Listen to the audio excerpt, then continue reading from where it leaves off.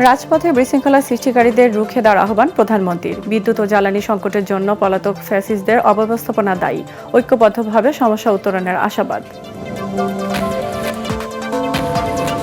নিজেদের ব্যর্থতা ঢাকতেই বিরোধী দলের উপর দায় চাপাচ্ছে সরকার, মন্তব্য গোলাম পারোয়ারের। জ্বালানি সংকট সমাধানে জামায়াতে ইসলামীর 4 দফা প্রস্তাব।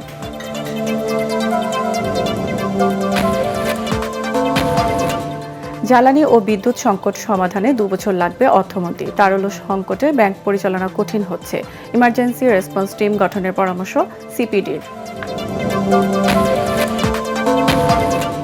5 আগস্ট শেখ হাসিনার বক্তব্য প্রধানমন্ত্রী ভারত সফরের পরিবেশ নষ্ট করেছে, পররাষ্ট্র মন্ত্রণালয়ের মুখপাত্র। পরিস্থিতি অনুকূলে হলে সফরের আভাস।